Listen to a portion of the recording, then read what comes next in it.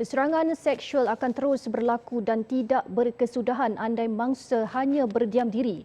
Penganalisis jenayah Kamal Effendi Hashim berkata, jika benar-benar berlaku, mangsa harus melaporkannya kepada individu yang dipercayai sebagai salah satu langkah memastikan pelaku sama tidak mengulangi perbuatan keji itu.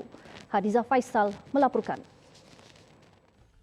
Baru-baru ini tular di media sosial kes gangguan melibatkan pelaku berlatar belakangkan anggota tentera. Suspek dilihat menghisap tangan seorang pekerja wanita di sebuah kedai vape. Tidak lama kemudian, tular sebuah lagi kes seumpama itu membabitkan rakan sekerja berstatus suami orang yang mencium kepala seorang wanita di tempat kerja. Pencabulan yang dilakukan penjenayah itu dikritik hebat. Namun turut menjadi persoalan segelintir netizen tentang mengapa mangsa hanya berdiam diri dan seolah-olah merelakan.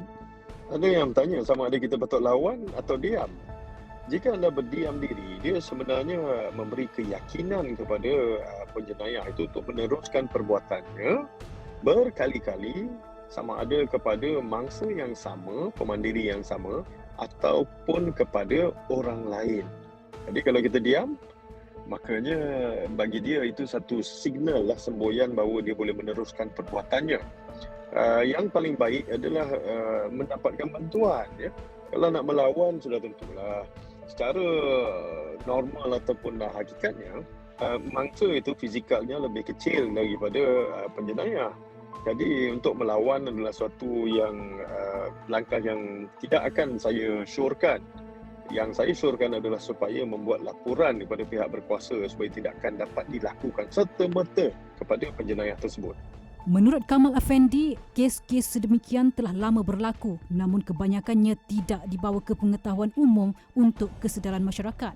Jelasnya segelintir masyarakat juga tidak menyedari atau tidak peka dengan perbuatan individu yang menjurus kepada jenayah gangguan seksual.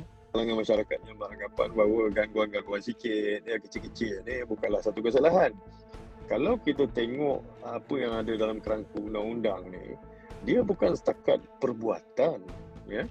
Siri-siri perbuatan, cuba untuk melakukan tadi perbuatan dan juga selain daripada fizikal itu bahkan kalau kita bercakap pun percakapan yang menjurus kepada double meaning misalnya itu boleh ditakrifkan sebagai gangguan seksual. Tambahnya, berdasarkan statistik, kaum wanita merupakan golongan yang sering menjadi mangsa gangguan seksual, tidak terkecuali golongan lelaki, kanak-kanak, orang tidak berdaya dan orang kurang upaya OKU. Malah perlakuan jenayah itu berpotensi berlaku di mana-mana sahaja.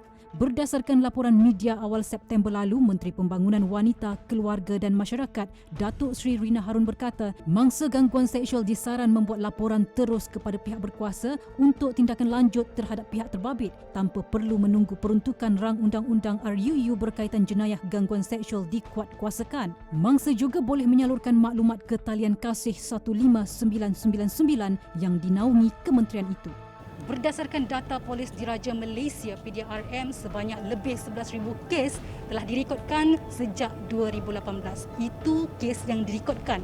Bagaimana pula dengan kes yang sengaja disenyapkan hanya kerana bimbang dengan stigma masyarakat yang menghakimi mangsa.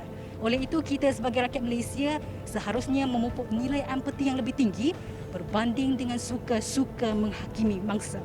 Dan diharapkan pihak berwajib mencari jalan penyelesaian dengan penuh ketegasan mengenai isu ini. Hadiza Faisal, Berita Al Hijrah.